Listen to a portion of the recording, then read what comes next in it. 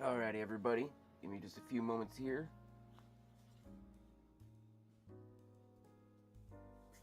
Good evening or good afternoon, and Merry Christmas Eve to everybody.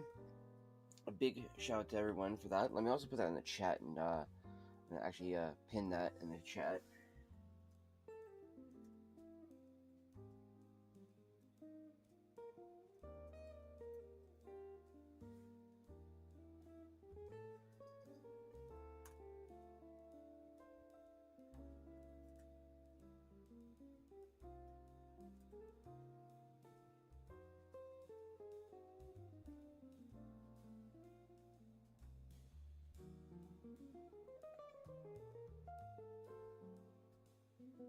Alright. So, today's video, I was talking about this last night, and I was talking about how I really wanted to cover a specific topic here. Now, I really didn't know that this video was going to be inspired even more so by the fact that I was, watching a guy that I normally watch, which is going to be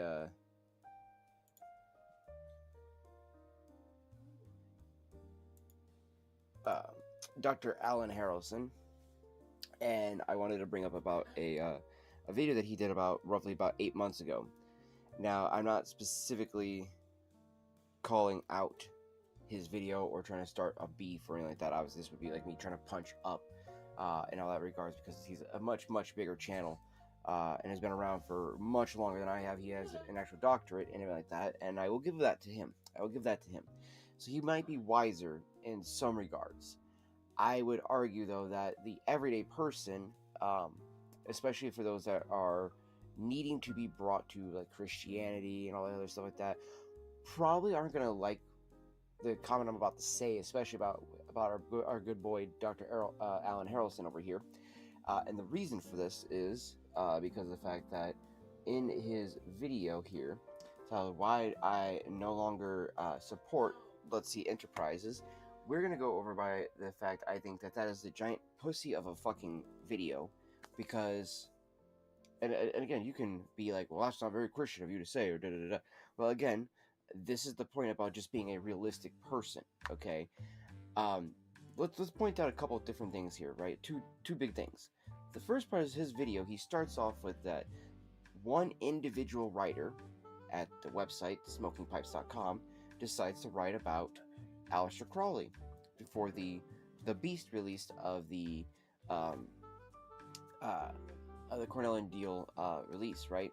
And he gets all butthurt over that after finding out about Aleister Crowley, which, mind you, is a person who's supposedly about to become a Catholic, or became a Catholic. Sir, you should know all about Aleister Crowley.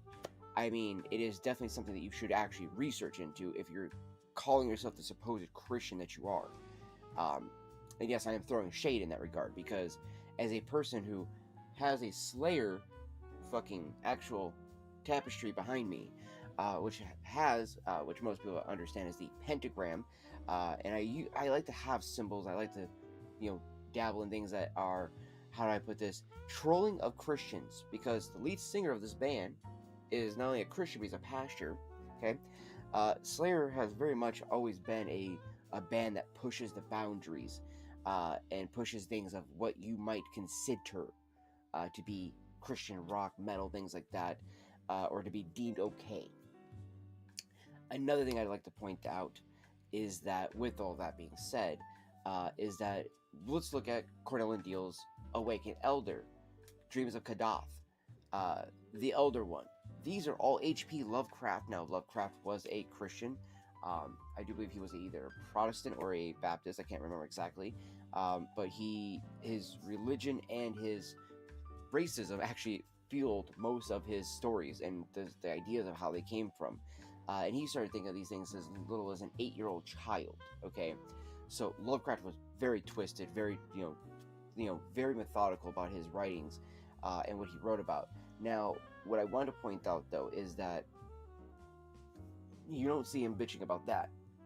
Where are you bitching about the Dreams of Kadath, the Elder One, the Awakened Elder, all these other stuff like that?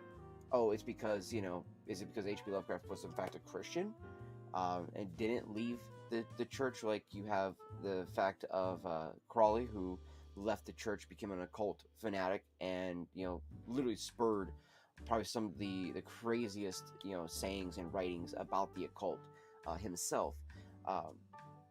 And would be such an enigmatic figure that, I mean, the CIA and the FBI even used him as an informant at one point. So, dude was crazy. He was like a master of spy and espionage. I truly believe that he was not the person that people try to make him out to be in this occult world. I think of him just being the greatest con artist who ever lived. That is literally what I think of him as. I don't think of him as being the actual supernatural being that he is, because I don't think that he was ever smart enough to truly get into that. If you actually look into Aleister Crowley, he was smart, but not that smart. He was more mischievous smart than book smart, or somebody who could truly, I feel like, make a bargain with demons. And he claimed to conquer the demons. Okay? Dude was off his rocker.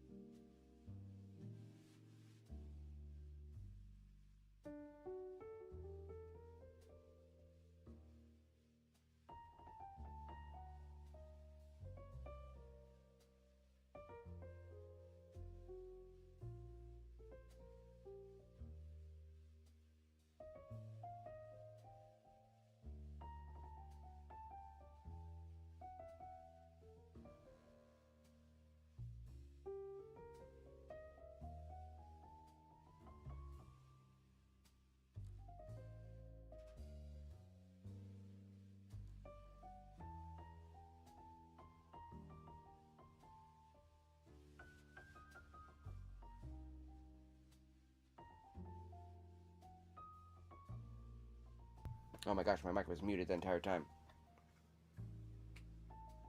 Wow. Awesome. Anyway, just to point out though, Genin, dude is being a giant pussy about this. Giant pussy. Uh, because of the fact that it's like legitimately, if you're going to talk about pipe tobacco and you're gonna be like, I don't want to support somebody because they wrote an article. One person wrote an article about Aleister Crowley. I think you're being a giant sopping vagina, and I think you need to grow up, bro. Because legitimately, like, not everybody's going to support this. Be right back. I gotta grab the DoorDash order.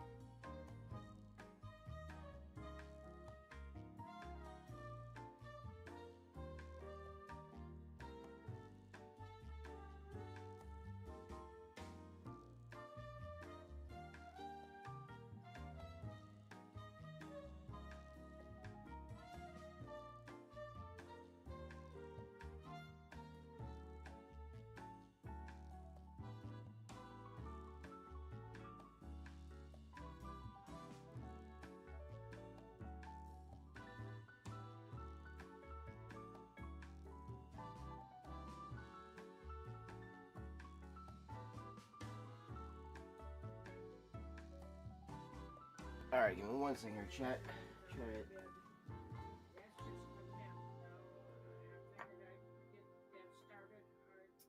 There we go. Got my Sensi going now.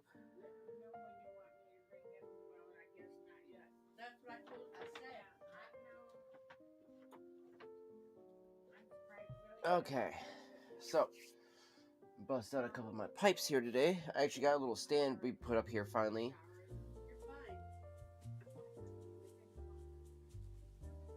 Okay, so we're gonna bust out the Berosini and the Roma Raposa for this.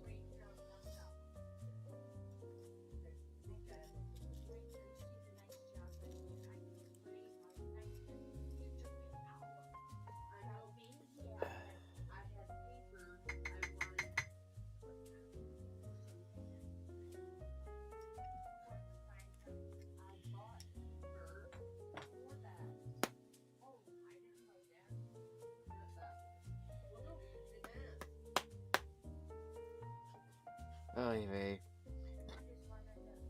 Yeah, I love family on the holidays, there, chap. But so yeah, we're gonna get into busting out some of these old Codger blends here, some Prince Albert and Carter Hall.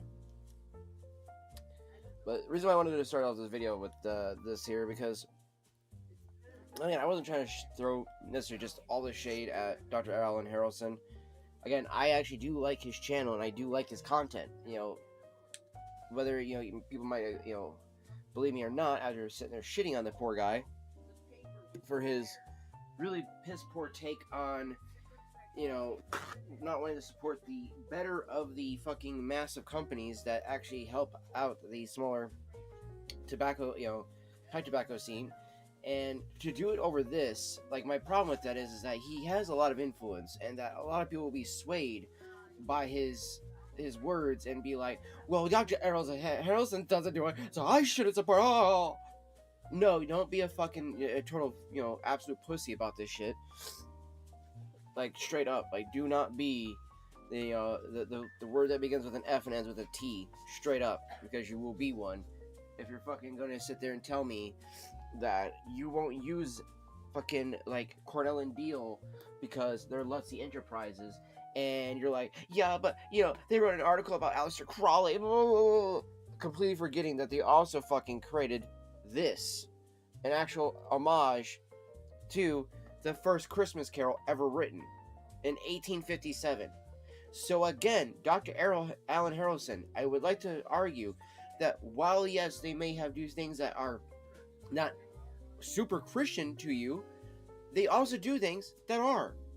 So it's called having a little bit of a balance, reaching a wider audience, because a lot of people may not be Christian. So this is a great way to get those non-Christians into a predominantly Christian actually filled area, which is pipe smoking and cigars, and allow them to kind of get in with us, start to find a mutual love of a leaf that we can have together. And then you can sit there and try to talk to them about Christ and all these other things about that on the outside, getting them to come in.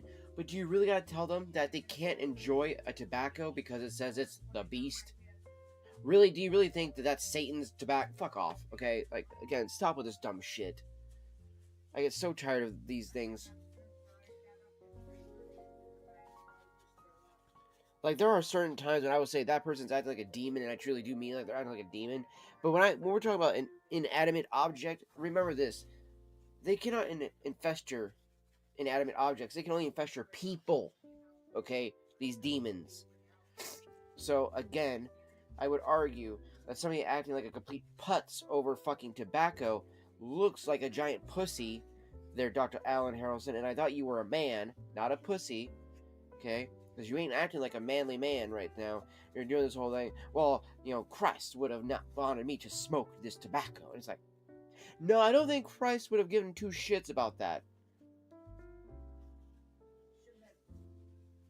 He probably would have been like, maybe you should change the name of it. Or whatever, right?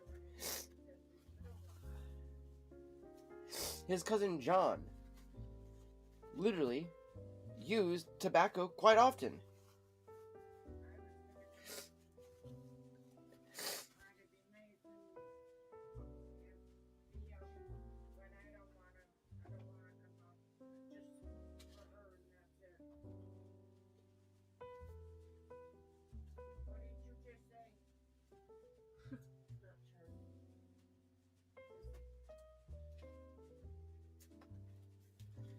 let's see here. I wanted to pull up.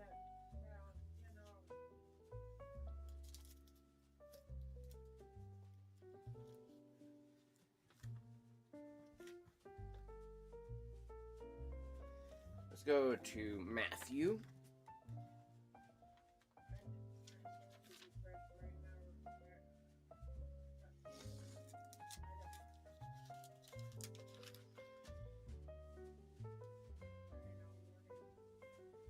Why? What did I do now? I said, why? What did I do now? I said, why? What did I do now? How many times did she gotta say it? Jeez, oh Pete.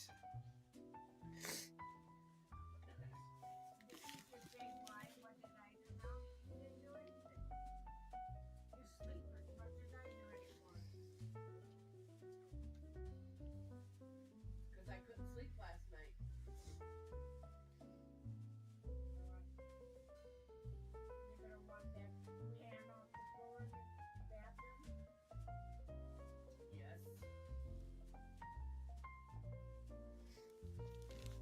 Yes. Alright, so look here. I want to find where it says the description. Right here.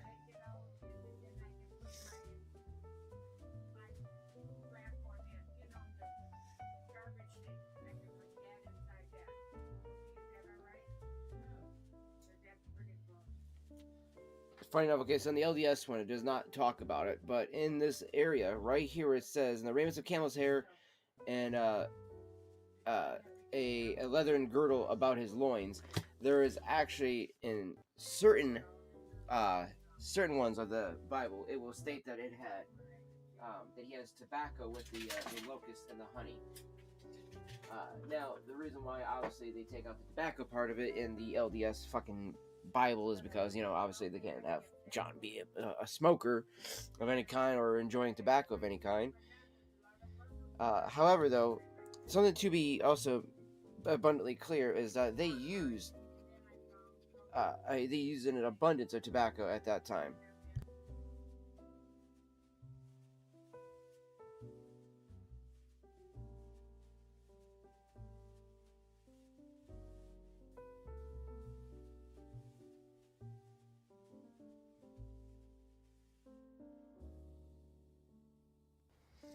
I know she don't want to come on because she's out here.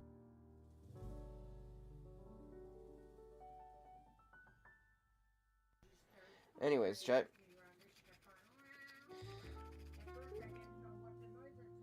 Trying to give this a nice little clean out here because I wasn't sure if I'd cleaned it out or not in between it. So I think instead of using the Roma Roposo for one of the blends here, we're going to use the Barossini and the German Briar Pipe.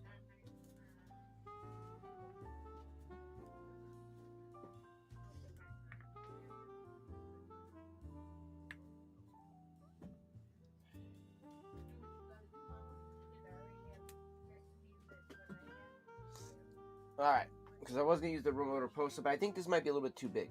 Now again, for those wanting to, like, the whole point of me showing off the We Three Kings is to point out in my opinion, the hypocrisy of Dr.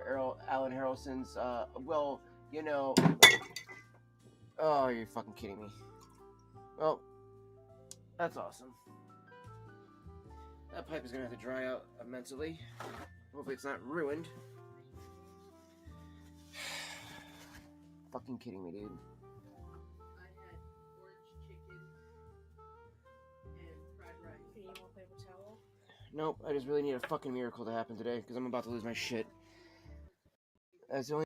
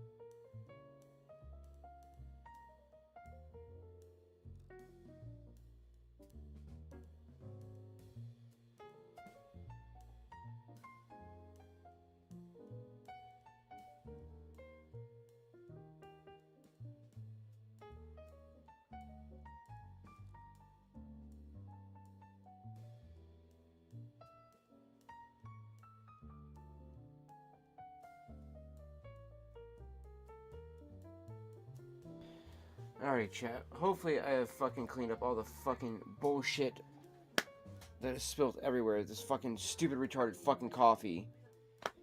Like, I have no idea why the coffee fucking spilled the way it did. And then my grandmother is being a complete fucking dumb twat. Literally, like, acting as if people are fucking, like, making her upset or causing her to, like, you know, tell her to leave the fucking living room. And nobody's fucking said anything to her ass. And my grandmother's just being uberly fucking depressive for no fucking reason other than just being a retarded bitch.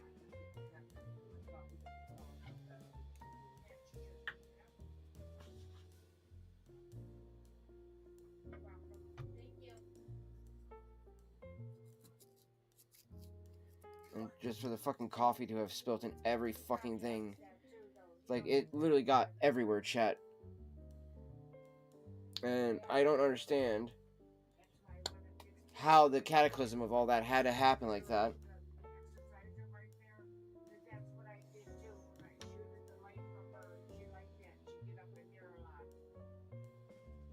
Her bed's supposed to be here today.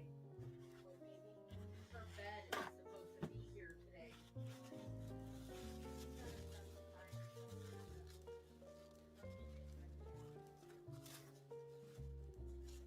Go be emo in your room.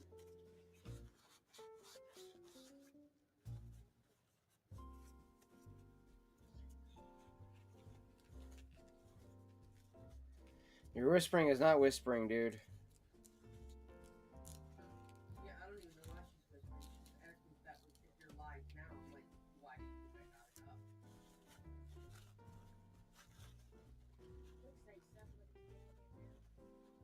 It's a mask on his wall. You can see the mask from sitting there. But from where she's sitting, it looks like there's a person. Jesus Christ, in the middle of me streaming. I just told her no. Still, it's just fucking ridiculous that he asked in the middle of the stream, dude. I'm fucking tired of this shit.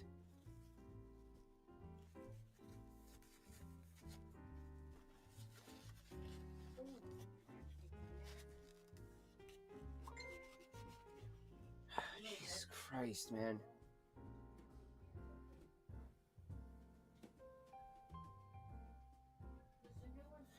For fuck's sake, dude. Oh my god, dude. Like, nothing at all today, chat, will go fucking right. I can tell. And I'm about to lose my shit.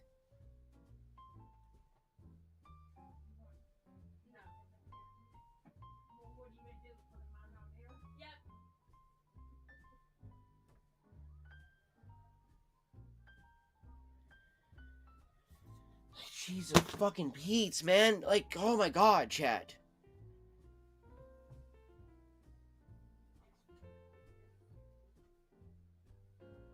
Like, I just want one fucking day this year to go right, dude. One fucking day.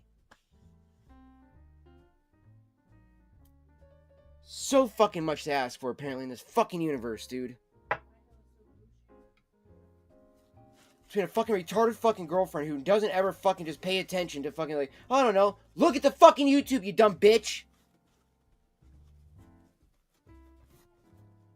Constantly fucking asking for fucking something to be made so that I could eliminate most of this shit off the dead. Nope, fucking can't have that happen. We don't have everything to make it.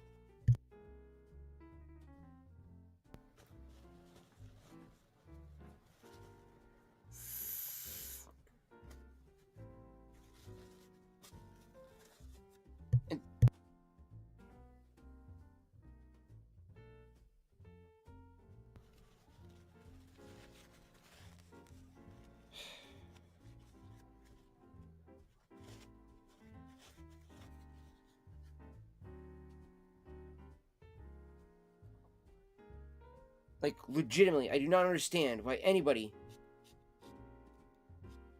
fucking just literally knowing that I'm fucking, I literally said to her, oh hey, I will be live early in the daytime before you come over. Oh, are you ready for me to come over? We're probably not ready yet. I am so fucking tired of all this dumb shit.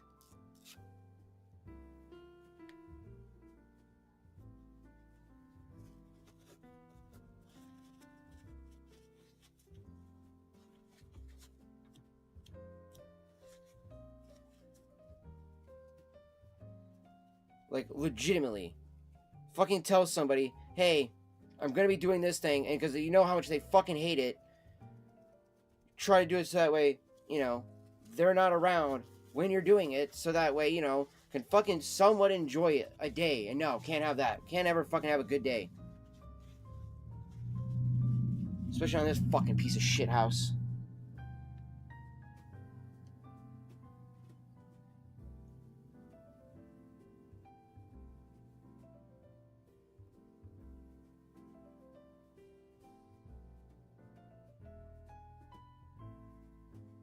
Yeah, that was definitely not there beforehand, and I like dented my fucking pipe too.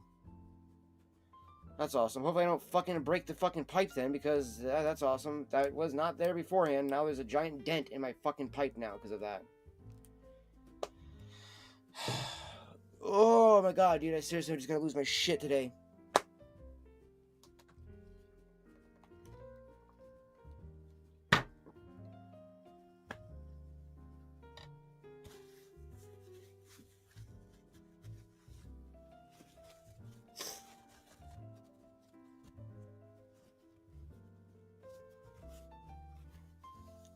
Like, I am literally just trying not to fucking just blow a fucking gasket.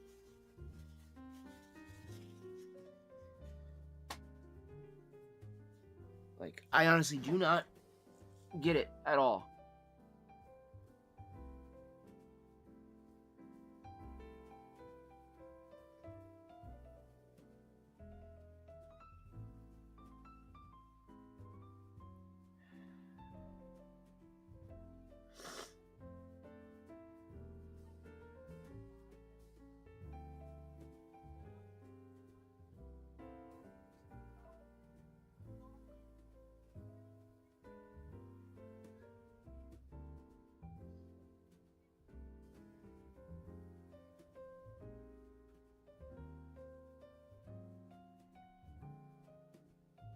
Like, oh my god, dude.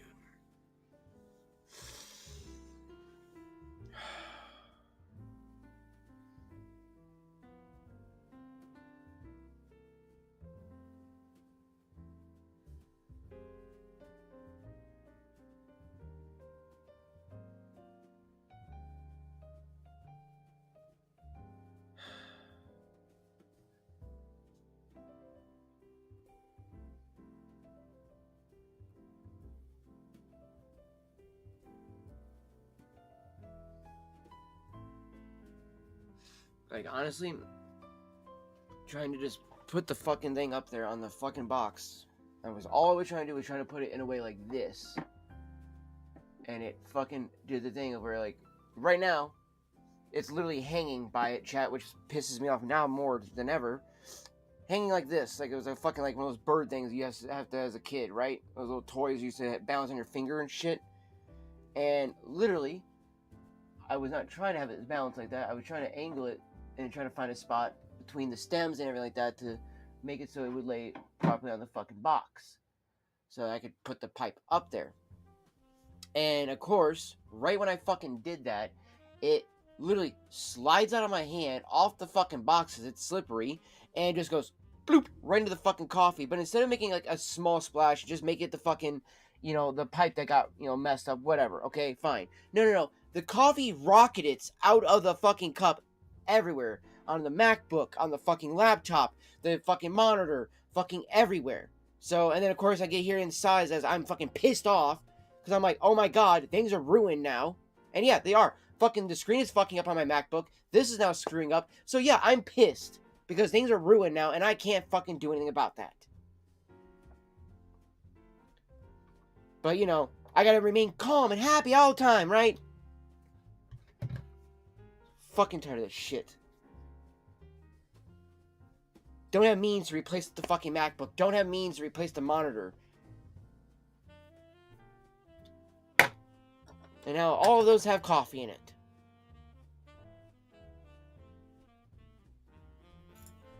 So yeah, I am beyond slightly pissed off. For good fucking reasons. And another sigh right there, another scoff. Okay, yeah. I didn't sigh, so fuck you. You scoffed. No. Talk shit about me all the fucking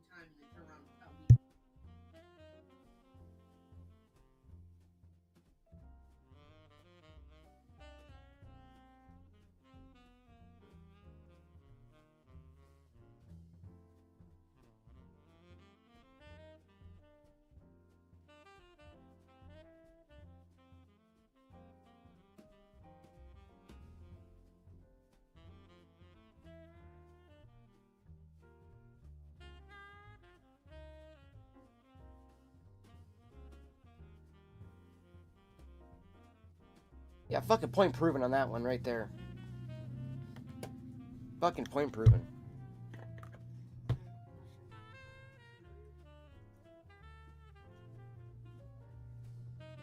Absolutely fucking ridiculous, dude.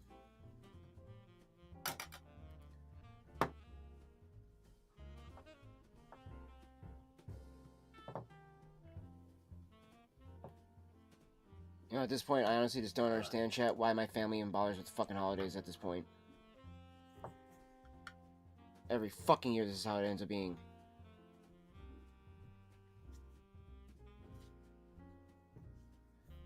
So.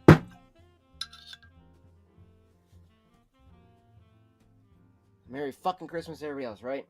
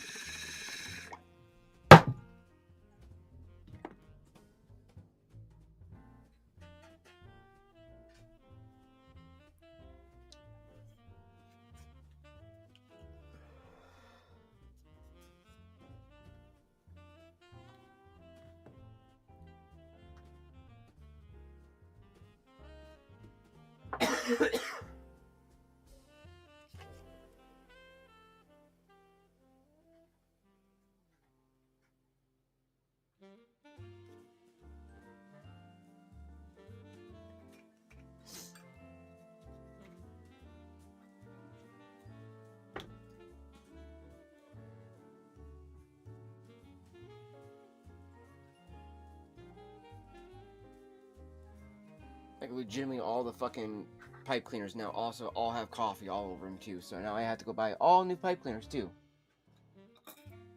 Like, again, just fucking beyond pissed off with the dumb shit that has now been ruined all by fucking a cup of coffee.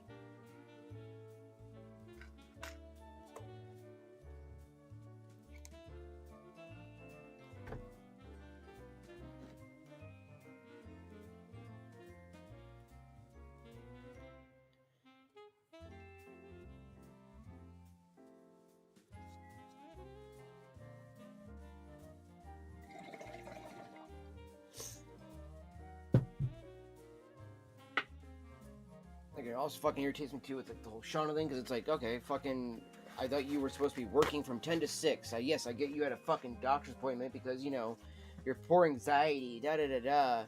And then claims about, oh, well, my doctor lied to me about my anxiety. And it's like, okay, cool, whatever. Like, I doubt that. I think you're just not fucking listening or paying attention to what you need to.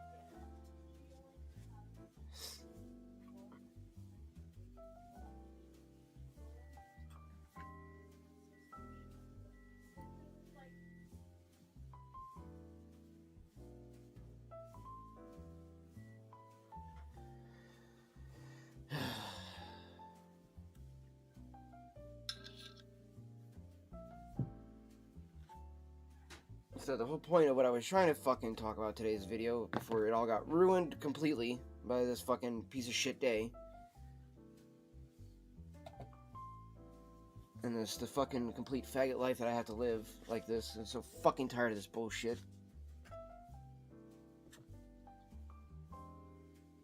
Oh, I just really wish some days that didn't wake up, you know what I mean? You know what I mean, chat?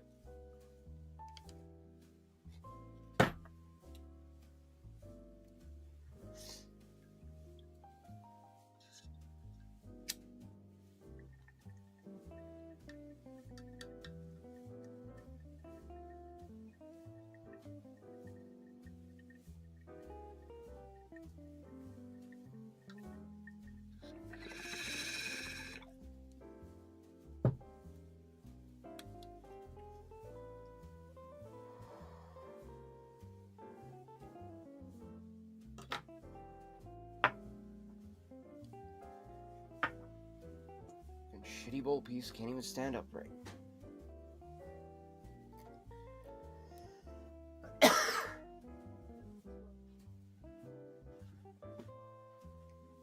The whole point of today's fucking retarded ass video that I don't even know why I bother fucking doing anyways, but you know, considering like, nobody ever fucking really shows up for the streams anyways, but or chats, so I don't know why I even bother fucking continue doing these things anyways, but whatever.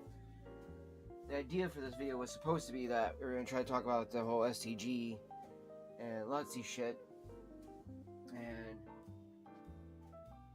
why I think it's stupid for somebody like Dr. Alan Harrelson to be like, I'm boycotting a fucking company basically off of one person's article that they wrote about one person. And legitimately, I think it's just the amount of stupidity that I am surrounded by just is mind fuck when it comes to stupid shit like that. You know, like, if you disagree with somebody's article, fine. You're allowed to. That's a fucking opinion.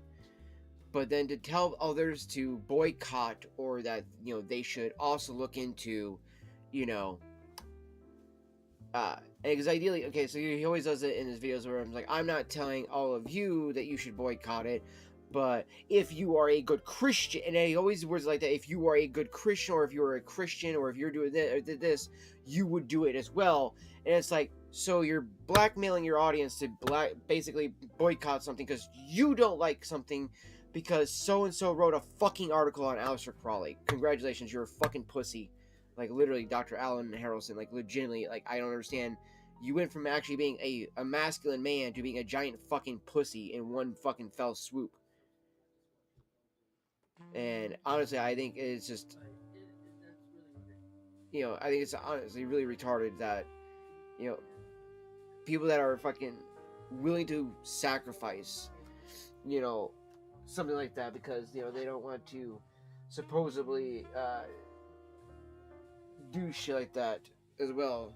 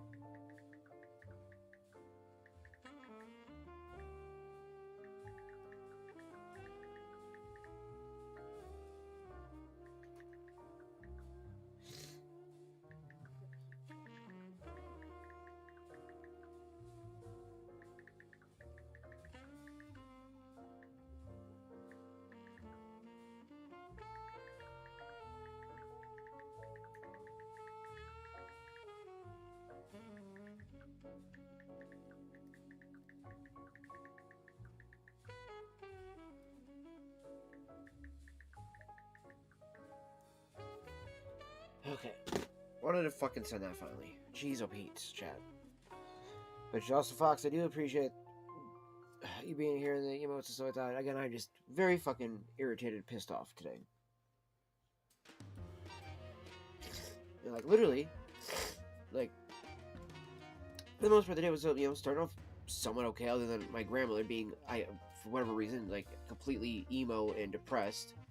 Other than, like, I get, like, there's family members that, are no longer around. She's at, like, I think, 81 or something like that. She's at that age, though, like, in that era where I don't want to be at, with myself, which is that you get to that point and you're now thinking of every regret of, like, wishing, death upon all your family members. I only wish that upon one person, truly, in our family. Like, and, like, out of, like, natural cause way, like, you know what I mean? Like, just fucking please, like, God just take her away already. And it's just due to the evilness that is, one, inside of her heart, and two, just the evilness that she's done and ruined the family. Like, quite literally splintered the family into a bunch of fractured little spots. Now, some of them also have their own fucking, nuanced bullshit that they also add into it. Like some of my cousins, they're not necessarily the greatest people in the world. Alright, but they're also not necessarily, like, a couple of them are not necessarily the worst. They're just not exactly got their shit together. And I think that they would be better people if they actually left back home. As much as I do love Detroit, I think that there is a part of it that if you don't leave, like, not just Detroit, but your home area where you come from, and you don't explore, you're gonna be stunted in a lot of ways. Your mental faculties become stunted as well. Like, I've definitely will say that I think one of the biggest blessings I've got to have in my entire life was getting to go across the entire United States. Oh, not the entire United States, but a good chunk of it. I haven't been all the way down, like, to Florida or something like that. I haven't been all the way to, like Massachusetts or anything like that. Nor have I been, like, to really California, but I've been to one end of the coast to the other, in a sense. So, well, I haven't been to New York either. It's been, like, to Michigan, but we got our own coast. So that's kind of why I was using that reference there with, like, Great Lakes. But, from there all the way to the west, and it's still, like, a 4-day fucking trip. Like, for a 3-day trip, and we were, like, driving.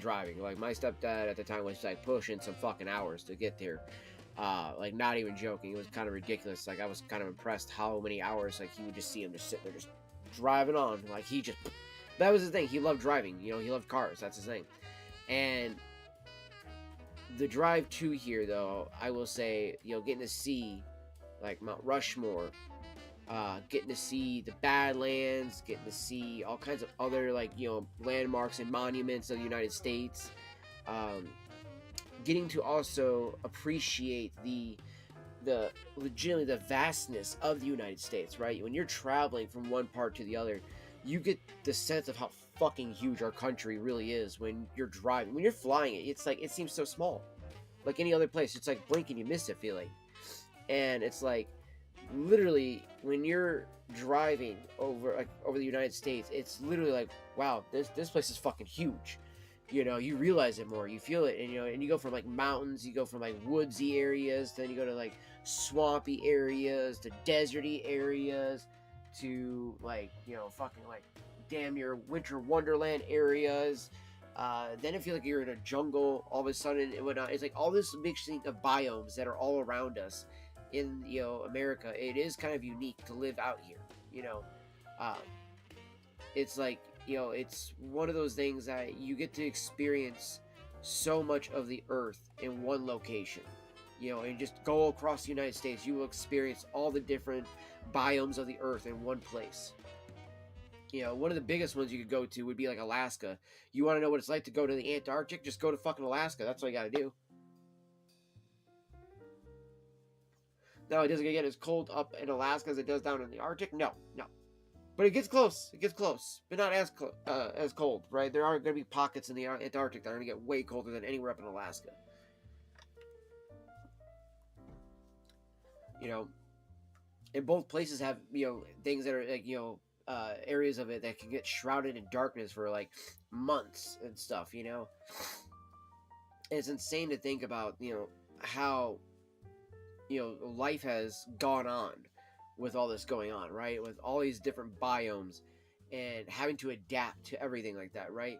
Because like think about like in a modern day, how much we take for granted where we live and stuff like that, right? Maybe you live in an area that's really nice climate wise, and then you go to somewhere that's really like hot. Maybe you're like in the desert, or then maybe you go out to like the mountains, like in Colorado, you're up in like in Denver in the Rockies or something like that, and you're like, how the fuck does anybody live out here, right? That's the first thing you might always say, and it's because you're thinking like in the terms of you, not of them. You're thinking like, I wouldn't live here. It's too cold or it's too hot. You know, it's legitimately be like the kind of like the porridge thing. Like this one's too hot, this one's too cold, this one's just right. And legitimately, when I see that happen with the way we live, right? It's kind of funny because it's like, yeah, well, like that's the beauty of how we've evolved and adapted, is that there are some people that looked at the winter wonderlands and like the mountain caps and stuff like that, the Rockies, and been like, you know what, I'm gonna build a great ass city out here. There's people that look out the desert, they're like, this would be a great place for a city out here. And both of them are both like the same as yourself, in that sense of, you looked at maybe the more forested area, and you're like, this would be a great area for a city. Like, just knock down all these trees, fuck them. So that's a big thing right there, that I do honestly think that is a big reason why it's important to get out of your home state, because you get to take in all of that. You get to see all. I mean, granted, our state, Michigan, is a pretty vast state, and it's got a lot of shit. It's got a lot of different varying areas of it. It has its own little mountain ranges, like up in especially the peninsula. And then it's got its big flat areas. It's got lakes, something like that. It's one of those things where I'm like, I legitimately am. I'm more excited to see more of the United States and go to other countries than that idea of to just only ever live in one area, right? Like if I was even going to go back home to Detroit, I would still want to go out of that area and explore, right? There's so many things to go and look at and check out around in the United States, monument wise, or just landmark wise, and just also nature wise too. There's a lot of nature preserves and wildlife areas, like actual great big huge forests that we have, Yosemite National Park and things like that.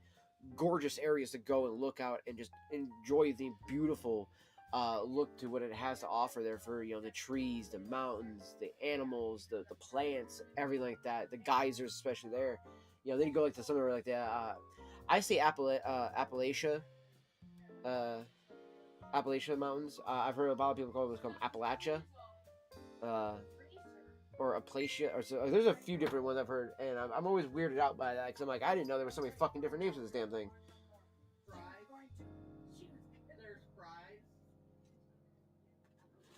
So it's a big thing with that right there. So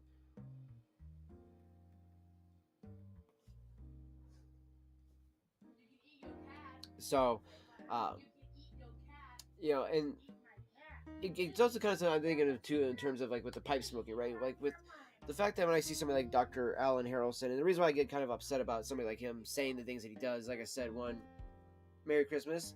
I appreciate you lurking there, Zara. Appreciate that, fam. Thank you so much for that. Do wish you a very Merry Christmas to you and your family, brother. Same to you as well, Fox. Do wish you a Merry Christmas as well, bud. But it's that when somebody has that much influence, right, in the sphere that we're in, especially when it comes to the pipe tobacco community, I really do think that it's okay, look, doctor, you really need to think about your wording, and maybe don't tell people if they're a good Christian, or if they're a Christian they probably wouldn't support these things and blah blah, because you're literally, I maybe if using the word blackmail was maybe wrong, but it's that it does feel like you're kind of prodding them with a knife a little bit, hey, if you were doing this better, you would do this like I am, see, and it's dude, shut up, man. Look, at the end of the day, again, as I pointed out, lead singer of that band is a Christian.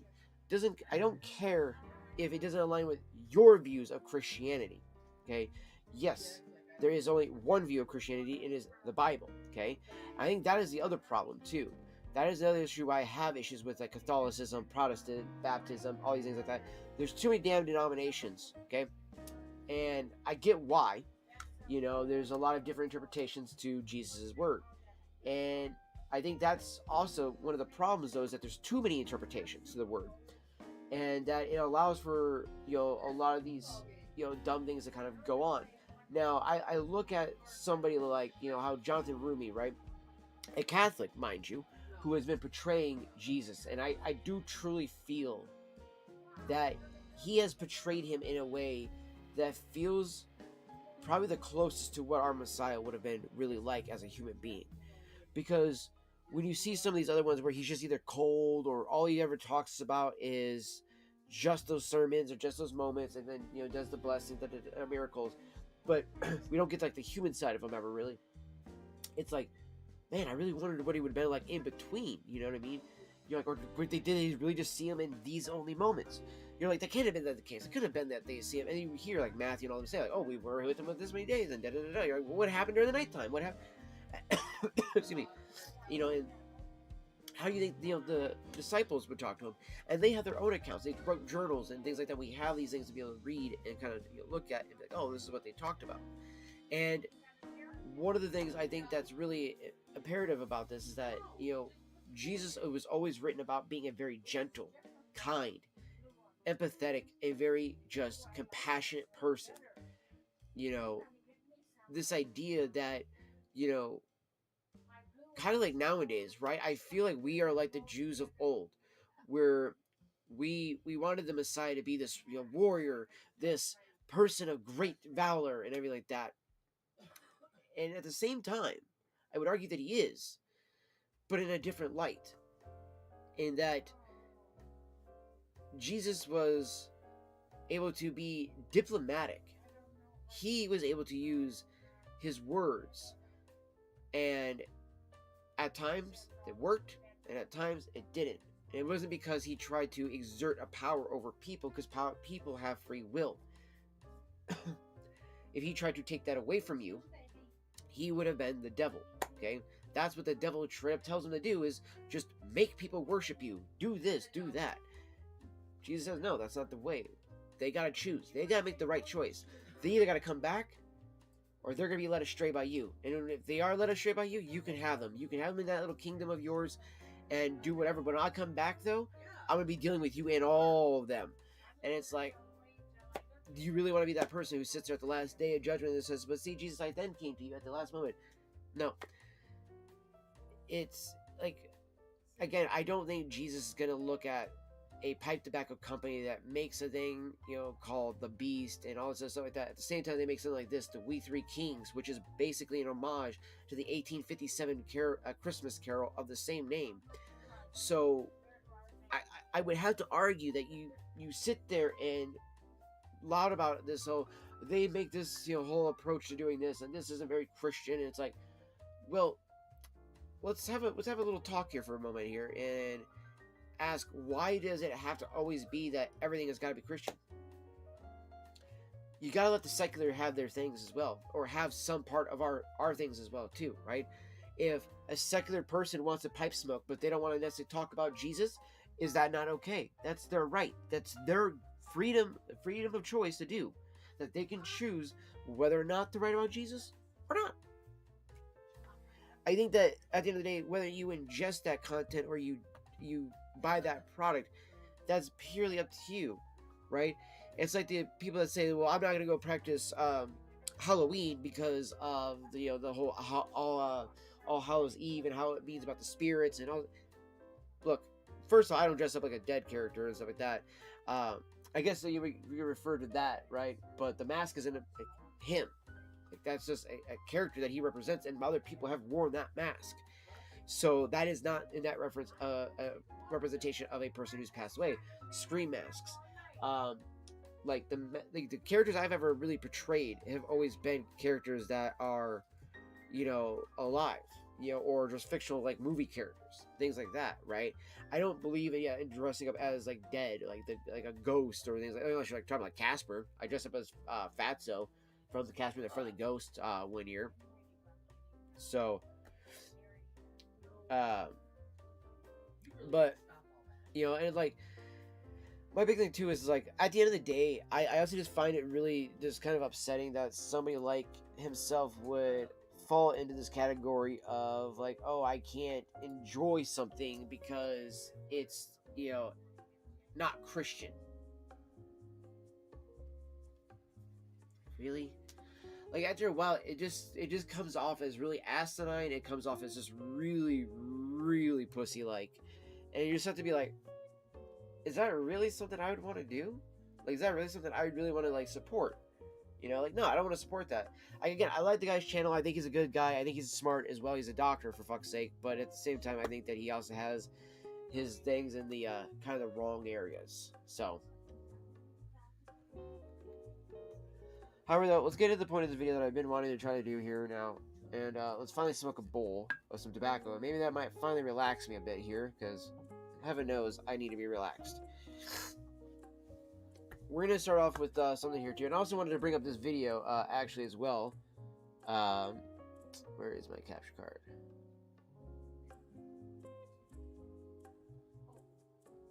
There it goes. Okay. So.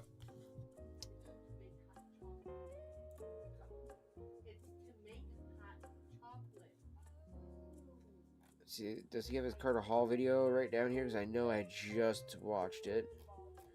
Yeah, see? Drop it for... No, I'm showing you. Alright. I didn't even realize he'd picked up that here, this one here. Okay, so this guy, great YouTuber, by the way, guys. If you haven't checked out his channel yet, it is the Vaping Piper.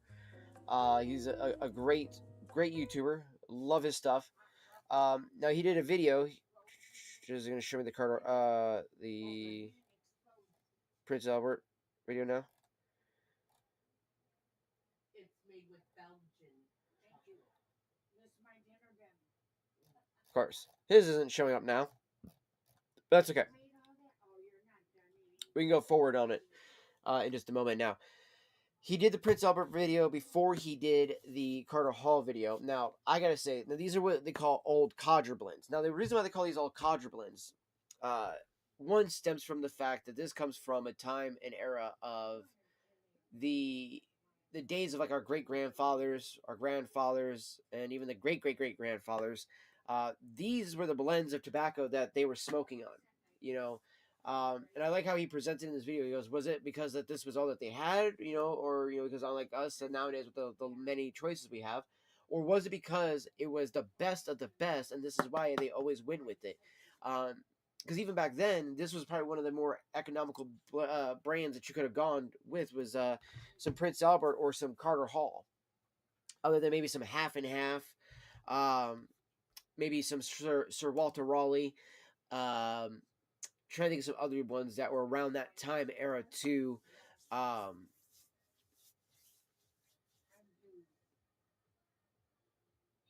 There's another one, Hearth and Home. Hearth and Home, I do believe, was another old school one that produced a one. I think the Sweet Cask has been one they've produced for a very long time, but it was a different name originally. But I want to say these guys started off though, like way back in the day. These guys were like, I want to say like fucking legitimately like products of like the 1800s, not just the 1900s. I thought these had something on here about them. Now, both of these are going to be a burley tobacco. The difference being is that where did I put my clipboard? I put them here so I remember to take them in the kitchen.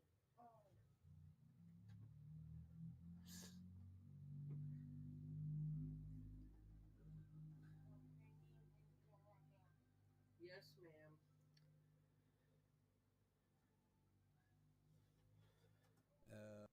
1 second here, guys.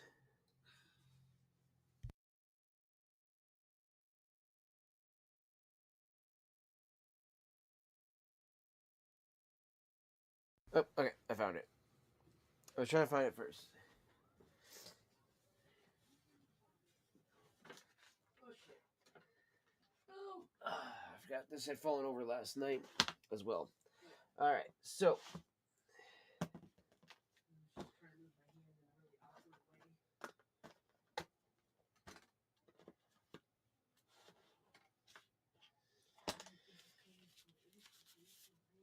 okay, so let's see here. Carter Hall is Burley and Virginia's.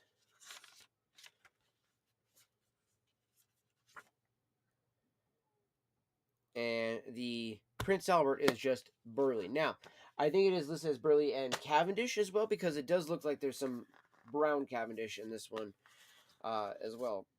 But I will say, though, as you can also notice, the Prince Albert's got a little bit lower than the Carter Hall. You get a more cocoa and a more cocoa or molasses kind of smell with nutty undertones. And it's funny too, because like he made the comment like, oh, I don't know if this will keep that fresh, for that long. And dude, this is still the perfect level of moisture. Like, you see that? It still sticks. It's not just falling out as just little shreds. Like, it's still got good moisture to it. I want to get some probably get some jars to probably put this into, but as far as I've been told, this jar will actually hold it for a few months like this. Yeah, I am seeing some like black Cavendish. It looks like in here. See a little bits of black Cavendish, which is still Burley because it's steamed that way into a process to make it into black Cavendish. But it's usually a Burley base, unless you're Cornell and Deal and you do a red Cavendish, and then that's going to be a red Virginia base, which is an absolute just a stellar blend. It's a very light on the smell. Now, the nice thing I like about this one is it is a lot lighter in the terms of the aroma from the tin or the tub, however you want to call it, on this guy. Now, when we go to smoke it, however, though, it is going to be a fantastic aroma, fantastic taste. Now, it's kind of funny because I do believe he actually says he likes Carter Hall more than he likes Prince Albert. I have been a little bit more of a fan of the Prince Albert than I have been of the Carter Hall, but I love both of them equally. Now, Carter Hall, it took me a little bit more to warm up to because it is so much more stronger in the aromatic kind of like department without it being actually an aromatic. So it's just that for whatever reason, I think it's that, kind of like how my boy with the Sanctuary here made it with a red Virginia base and then just added a touch of black cabbage to pull some of the flavors out of the red Virginia and the bright Virginia more. Well, that's kind of the same thing here with the Carter Hall. They have a Burley base and then sprinkled a little bit of red Virginia in there to help bring out more of the notes out of the Burley, and it really does hit your fucking palate really strongly. And I absolutely love that. Absolutely love that there, chat. Now, one of the other things I wanted to bring up, is I did forget about it, is I did want to bring up about the whole thing here. So, these are the brands, but I'm also going to give you guys a little bit of the backstory between Scandinavian Tobacco Group and then Laudisi, and then let you guys make up your own minds, okay? Because that's what I like to do here on my channel. I don't want to influence a person's opinion other than just giving you facts. That's it. You take those and you do with that what you will. If you then decide that you want to support both, like I technically do, that's fine. I think that's the better way to go, and it's kind of really hard not to, in a world where literally every like company that you might like is probably a either a subsidiary or they're a direct actual company that they actually own right out from one of these guys. So now I asked them to list me out each one of these, and it says STG owns and produces, which is for those that do not know, maybe that are new to this lingo here, Scandinavian Tobacco Group is the name of STG.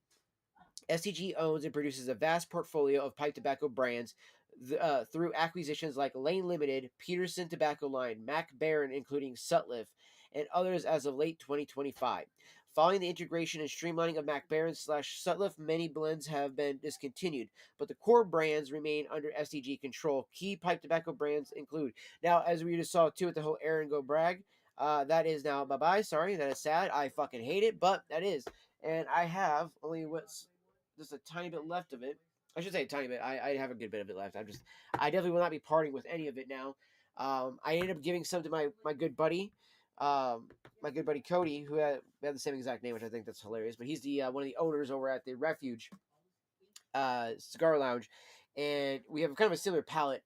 And I explained to him that it doesn't have much of the apple flavor, but it's just a really good burley and everything like that. Well, he has now at least a little bit of this as well too.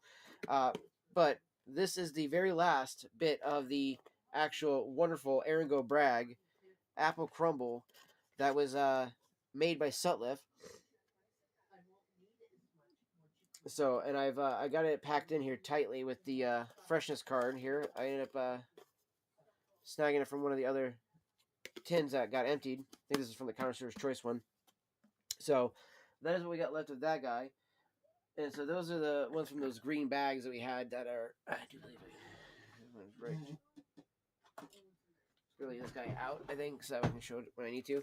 So that's the Aaron Go Bragg apple crumble packaging. It has been discontinued. Now I would love to see them just come back out with a new line. You know, like it would be great if STG says, "Hey, just kidding. All we're doing was we're getting rid of those ones so we can bring out new ones." Awesome.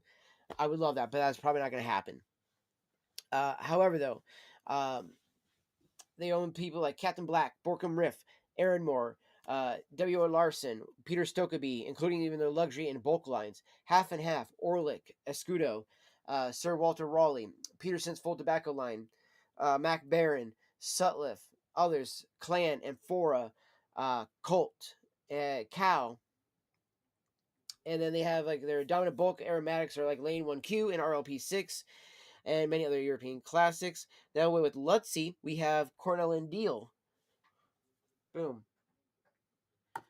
We got GL Peace, Two Friends, which is a collaboration between Cornell and Deal and GL Peace. Captain Early's. It's either Captain Early or Captain Early. Briarworks, Castello, Low Country, and also technically Ashton. Ashton's another company that they have on there. Now, let's see here. Let me see here. There's the key timeline. So let me give you guys that basic on where they kind of started at. So they basically did all this stuff through like actual like mergers mostly, and then pretty aggressive acquisitions is what they did it through.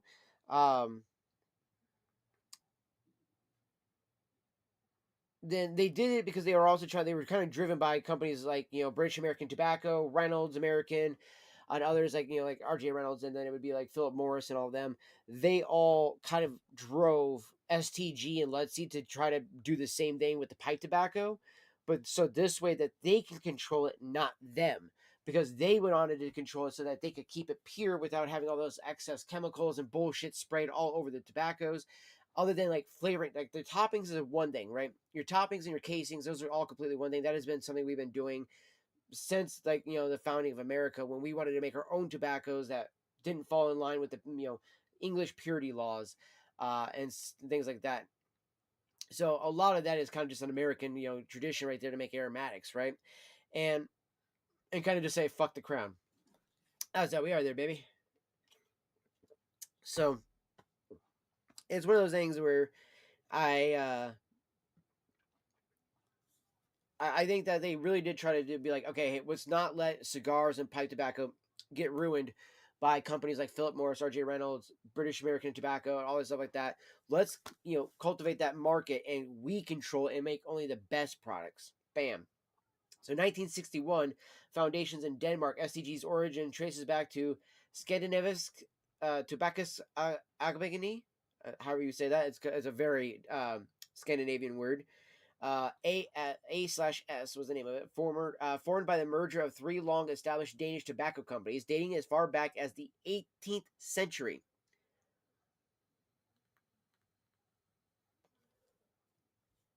What came through? The message. Oh. I said I was Yeah, now, yeah, once it's supposed to only do this once there's only 4 messages, but once all of a sudden it does 2 chats, it starts activating the Rumble bot, and all of a sudden the bot just goes crazy with the messages. All of a sudden, it's kind of weird. I need to fix that timing thing. So that was done in 1961. Now fast forward all the way to 2008. Divestiture and refocus. British American Tobacco acquired the company's cigarette and snus operations, leaving Scandinavian Tobacco Agony, however you want to call it. I was going to say ST, is just to be kind of more abbreviated for that one, with the cigar, pipe tobacco, and its fine cut tobacco businesses. The company then was renamed to Scandinavian Tobacco Group. Oh, thank God. Yeah, right. You know, think about that.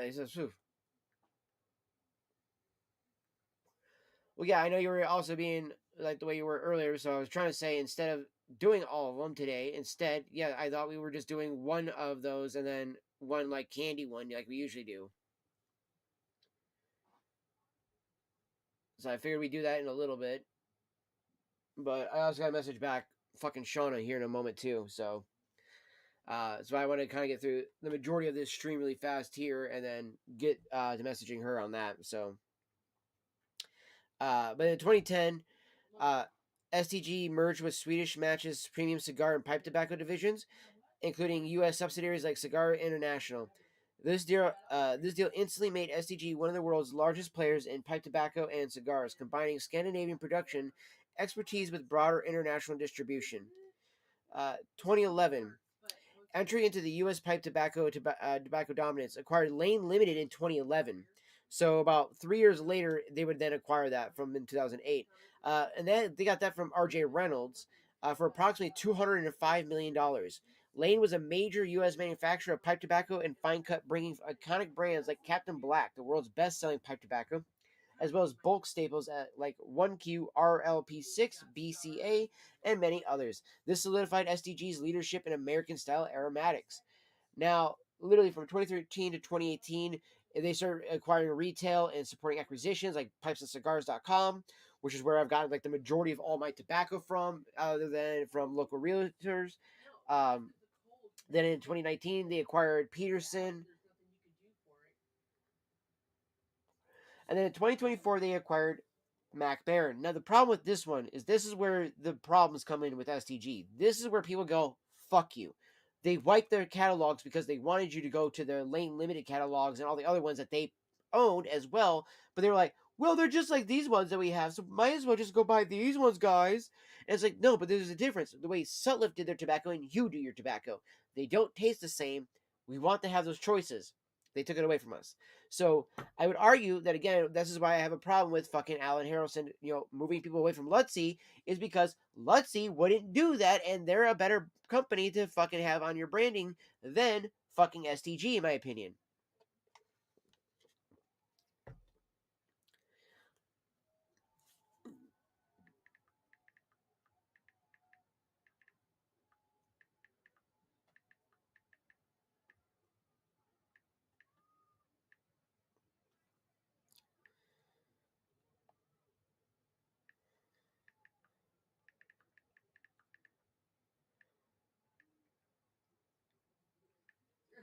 All right. And to pull up the Lutzy stuff here real quick, just going to grok it so that way to be a quicker one from all the web researches.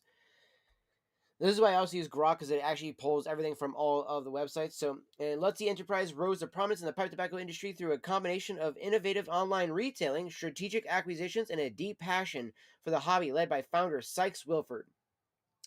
Founding and early growth, 1999 to 2010. Sykes Wilford, a history student at Vanderbilt University, worked part-time at a tobacconist in 1999 and saw potential in treating pipes as artistic objects worthy of detailed appreciation.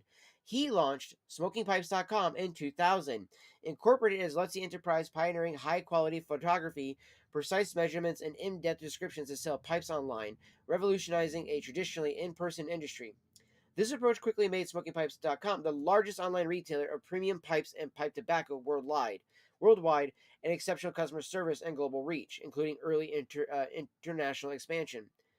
So, in 2012, they became the exclusive distributor for Savinelli. 2014, they merged with Cornell and Deal, respective boutique tobacco manufacturer founded by Craig Tarler. This brought in-house blending capability for brands like C&D, GL Peace, and others, moving production to South Carolina versus North Carolina, where they were at. And they acquired Cap and Peterson, so they actually make the Peterson pipes. So these bad boys, they make these bad boys, which I love my Peterson pipe. Later in editions, they expanded all their stuff with partnerships, opened up SmokyPipes.eu, and facilities in China and Japan for local support as well. These moves created vertical integration, retailing smoking pipes, manufacturing CD, Peterson, and distribution LDG, allowing control over quality, innovation, and service in a niche declining market. So they were internet pioneer, passion-driven culture, staffed by enthusiast decisions prioritize the hobby over pure profit, which is something I love that. Preserving Peterson's traditions. So strategic growth and consolidation. While giants like STG absorbed mass market brands, Lutzy focused on premium boutique segments, acquiring heritage names and independence. Community focus, excellent service, estate pipe restoration, and support for retailers built loyalty. Today, Lutzy is leading independent force preserving premium pipe culture. Alongside STG's dominance in volume brands, its prominence stems from Wilford's vision modernizing the industry while staying true to its artisanal roots. And that is why I prefer to still go with fucking Lutzy. And again, I'm sorry to say, Alan, I think you're kind of a twat about this. All right, you can go on about your whole like, oh well, they made the beast and blah blah blah. Fuck off. Okay, literally, be a man. Stop bitching about this shit, and literally, just don't smoke that tobacco. Then, simple as that. You really gonna give up an entire, company, in what they offer in their brands because you don't like it? Because it's not Christian enough. Again, can we please stop? So, getting to the main point of this, I wanted a little bowl of both Carter Hall and Prince Albert and explain to you guys why I like both of these. So, it's going to start off with some Carter Hall in the German Briar, which is a classic pipe to smoke this out of. And the thing I love about both of these, as our boy here, Vaping Piper, great YouTuber, by the way. He says it best too, and I really like his videos for this. He says, this is a no frills type of tobacco. It's just pure burly, good old goodness of tobacco, and the style of these things. And even if you actually like grok this about like what makes these blends of tobacco so iconic, it tells you that these harken back to those old days of when you went to a pool hall or to a bar or to a good sit down restaurant that had a smoking area and you could smell burley tobacco, not cigarettes, burley tobacco. That smell of chocolate, molasses, anise, and nuts in the air. And you're just like, oh damn, what's that smell? That was what people got driven by, right? That's what got a lot of people into smoking, was old school burley tobaccos. So that's what these bad boys are. These are the old school of the old schools. This was stuff that your great grandfather would have had his son go run to the store and pick him up a tub of it, or back in those days, an actual metal can of it from the local drugstore like Rite Aid, Walgreens, whatever, and literally smoke it that way. This wasn't needed to be bought at a tobacconist store. This was meant to be bought at any type of fucking store you could find it at. Walmart used to have sections for them too, along with Dr. Cabro pipes. So now we're gonna take the Berasini, which I actually gave her a nice little polish up too. Chat, look at that. Look how pretty she looks. I polished her up a little bit, cleaned up the top of the bowl a little bit more, especially for our video work that we'll be doing at some point. All right, let's go ahead and load up some Carter Hall now.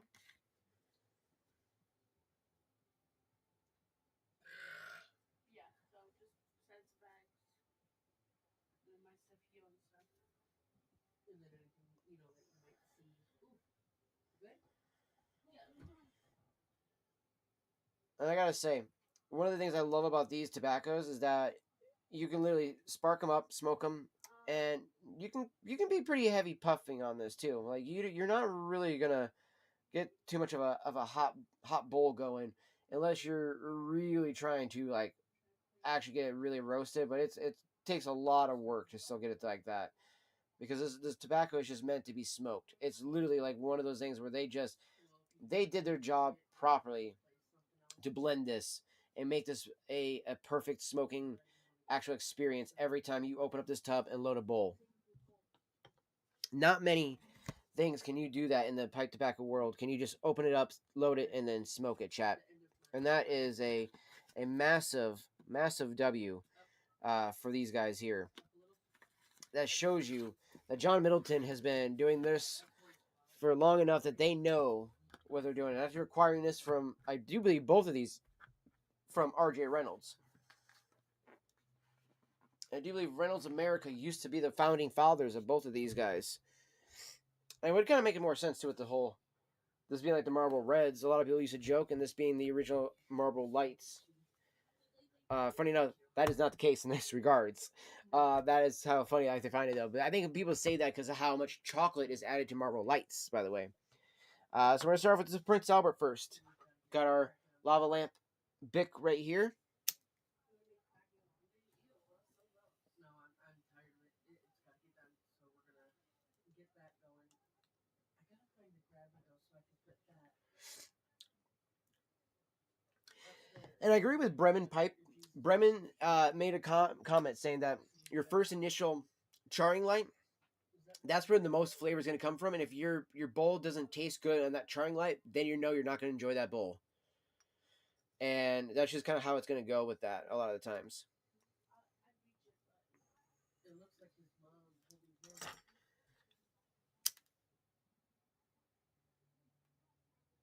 Oh, it's another guy. Okay, I see it now.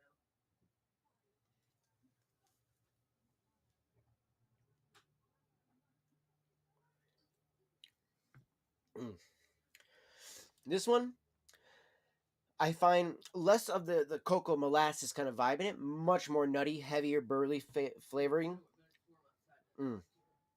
Such a good flavor. Oh yeah, let me open my window.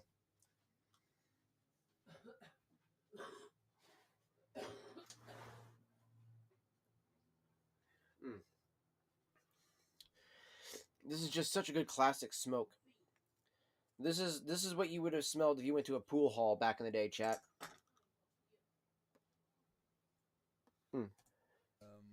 Finish my day's work, and I want to make my way home. But before I do that, I need to unwind a bit. It's so quiet.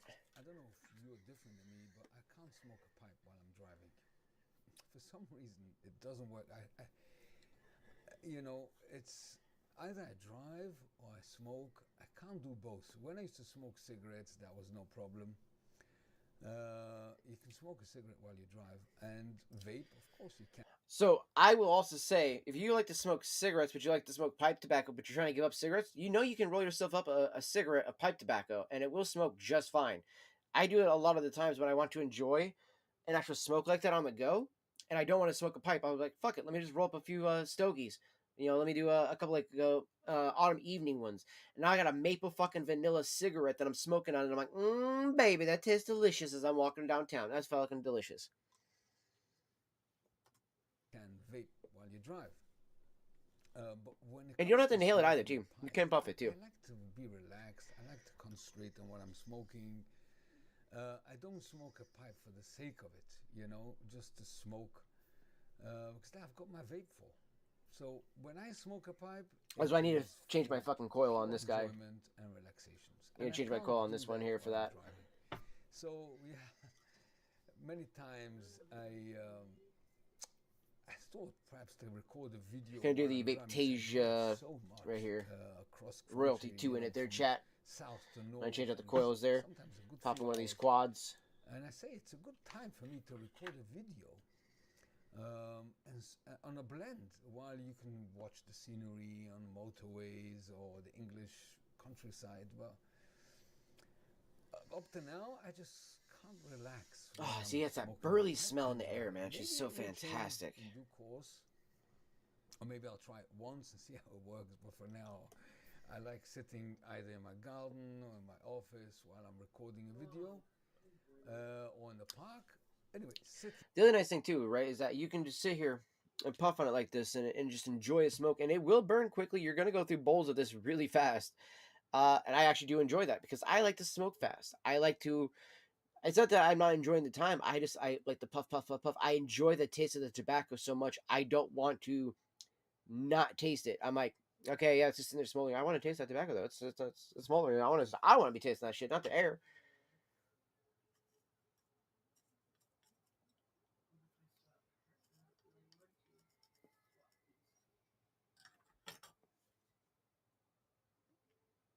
Let's try. Mm.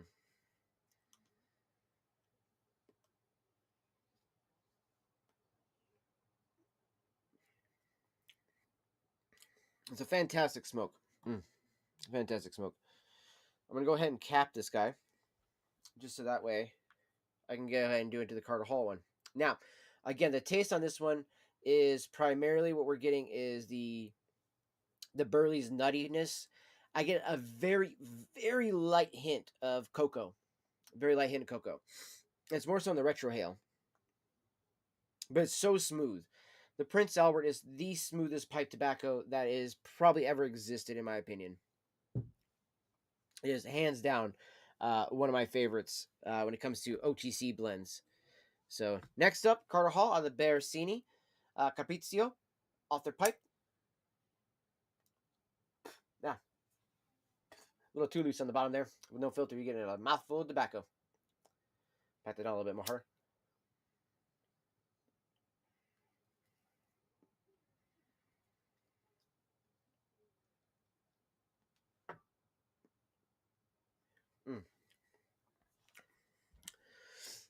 I am detecting like a natural vanilla from like the Cavendish. I detect the strongness of the cocoa and the nuttiness of the Burley.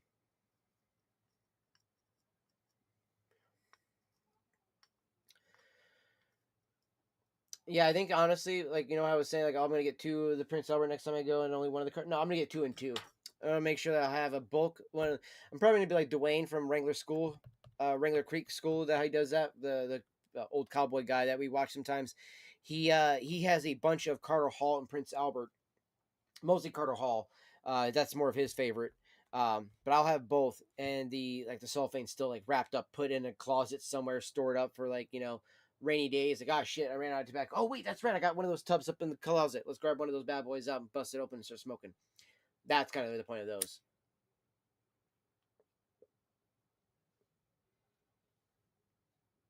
And just a really great gift. Because honestly, I think somebody could really enjoy a good gift of like a tub of Carter Hall. If I get to this a pipe smoker and they weren't happy with that, I'd be actually a little disappointed in them.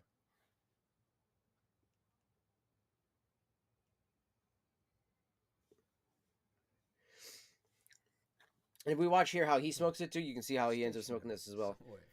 But let's see him get to about the Prince Albert part. I was in Virginia and Burley, and you can watch my full video.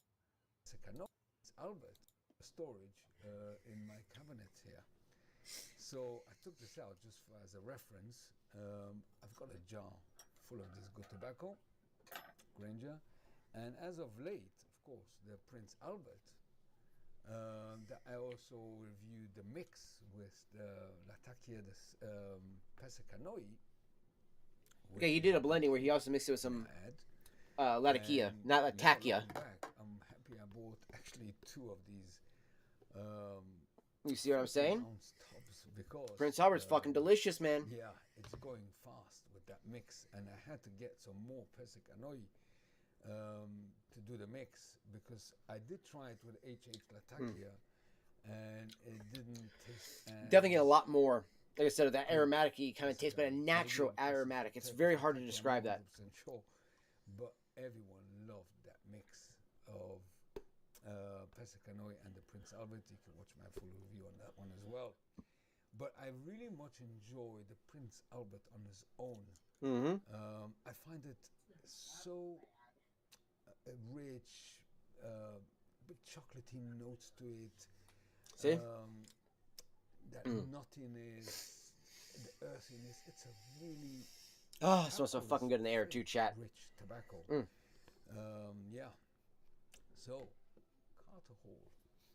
Well, I don't think there is a pipe smoker in the entire world who didn't hear of Carter Hall. But So, what is Carter Hall about? Well, if I'm talking about the blend, we ought to talk about the blend info, right? How Even fast though I'm smelling that? most Yeah, that people should be a hear of hot ass alcohol, bowl. those Should be a maybe hot ass smoke. or brand new Fucking smokers, fantastic tasting. or vapors who might look into pipe smoking, or cigarette smokers that I fully recommend to switch to pipe smoking, don't know much about Carter. Honestly, So let's this is a good talk one to about start it. with too. Honestly, it's a good entry. Quickly before I fill up my bowl and smoke it. The chocolate's coming through really nicely. So if we look now on the screen, you'll see a from tobacco reviews, and there's not much writing about. Yeah, the it. bourbon, chocolate, and Carter cocoa. Hall has been providing a straightforward and enjoyable smoking blend at an affordable price since 1895 by keeping things simple. Ribbon cut Virginia and burley leaf of good quality combined. Yep, see with Virginia the right and Burley. proportions. I think that is where the cruncher is. Notes: manufacturing of Carter Hall was moved from the USA to The Dominican Republic, same as Prince Albert. 2021. And if you look Some people down don't on like it, and I'm like, details, dude, fuck such off. as It's the burley same. It's leaf, just as good. Honestly, you've it's got a just as bit of good. Virginia, sprinkling of Virginia apparently, and flavoring bourbon, coca, chocolate, and cut is ribbon. It's such a fantastic smoke. Such a fantastic Yeah, smoke. so that So, I'll get into the part where he's smoking it here in just 1 second, but just want to cap this one now too as well. But quite honestly, as for tub tobacco, you cannot go wrong with some Prince Albert or Carter Hall, chat. I'm telling you guys. He's got this pipe back out. Gosh, this is such a gorgeous pipe. I love this one. Let's get into the smoking of it. Yeah, here we go. Here we go. Yeah, there we go. Look at them. Look at them voluptuous clouds. Looks so good. Tasty.